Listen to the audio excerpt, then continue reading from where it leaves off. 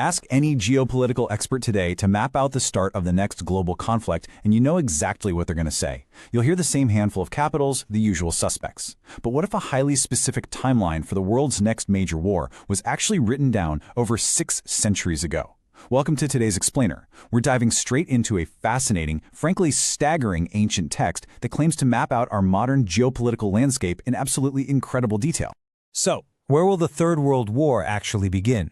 Naturally, our minds drift straight to Washington, Moscow, or maybe Beijing. But one of the most intriguing documents in world literature points somewhere else entirely. We're talking about the Bhavishya Malika. It's a collection of prophecies written on dried palm leaves in eastern India. And according to the scholars studying these texts, the roadmap drawn out on those ancient leaves, well, it's already started moving.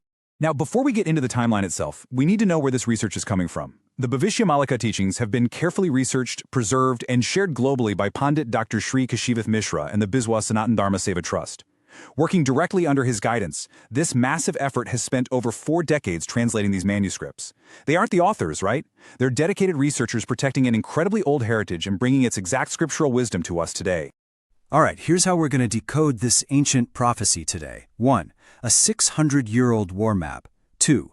The Saturn transit trigger. 3. The Aggressor Coalition. 4. The Axis of Dharma. And finally, 5. The Remaining Mahabharata War.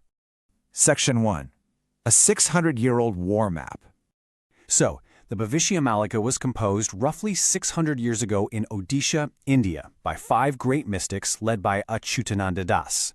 And to them, these weren't just metaphors or stories. They recorded these as explicit visions of future events. Take this quote from the Rukmini Gita. It's direct scriptural evidence stating unequivocally that a war is going to break out involving India, Pakistan, and China.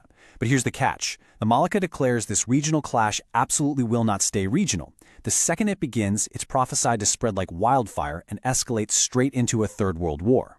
Section 2. The Saturn transit trigger.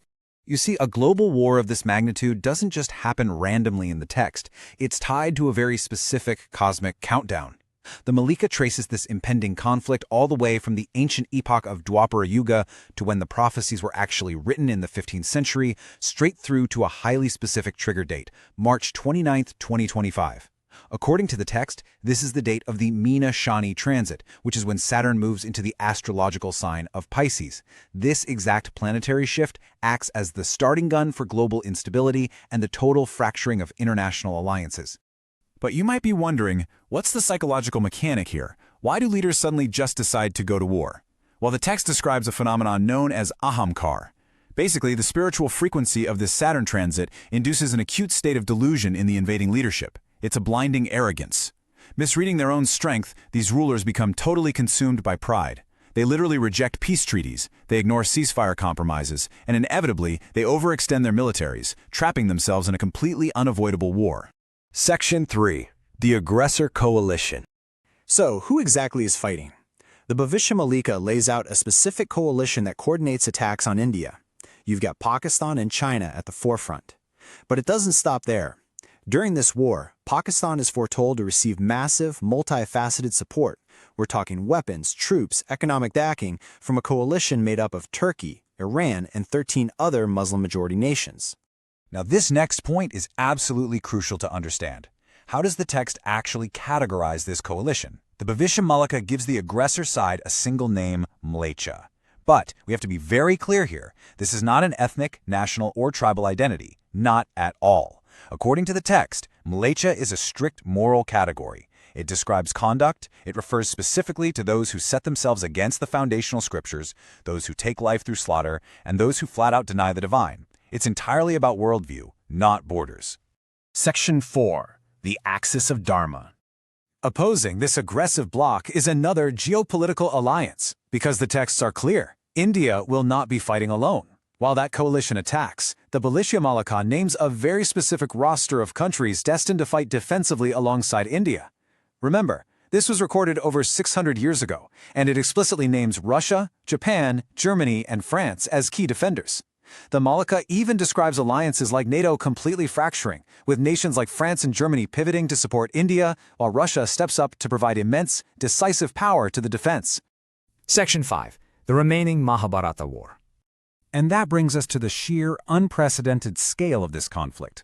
The Bhavishya Malika doesn't just treat this as a modern political dispute, it characterizes it as the unfinished Ek Bela Yuddha, literally the remaining half-day of battle from the ancient epic, the Mahabharata, and the devastation it prophesies is profound.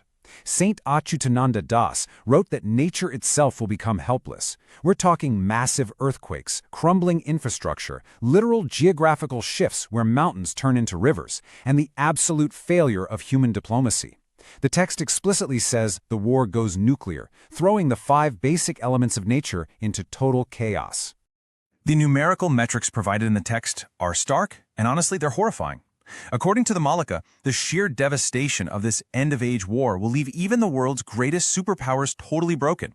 On a single day of peak devastation, the texts state that approximately 1 billion people, that's 100 crore, will lose their lives in a geographic band stretching from Delhi all the way to Nepal, Pakistan, China, and beyond, as these nuclear weapons are deployed. But right after presenting that terrifying metric, the text immediately pivots to the preservation of humanity. The Malika records that 64 crore people, so 640 million, will actually survive. According to the scriptures, Lord Kalki intervenes, literally preventing nuclear bombs from falling on India and thwarting the ultimate goals of the attacking forces. The survivors, the text says, are those who are protected through their strict adherence to Dharma. Which leaves us with this final, really provocative thought. As Pandit Dr. Kashinath Mishra points out in his extensive research, the ultimate purpose of this war in the Bhavishya Malika is not human extinction, it's demolition. It's the clearing away of the old corrupted structure of the Kali Yuga. According to this 600-year-old timeline, this horrific conflict actually paves the way for the year 2032, the manifestation of the Satya Yuga, which is a renewed era of absolute peace and truth. So, if these ancient palm leaves have truly mapped out our immediate future, the biggest question isn't just about the destruction. It's about what we are supposed to learn right now in order to survive it. Thank you so much for joining me for this explainer, and I really hope it sparked your curiosity to look deeper into these incredible ancient texts.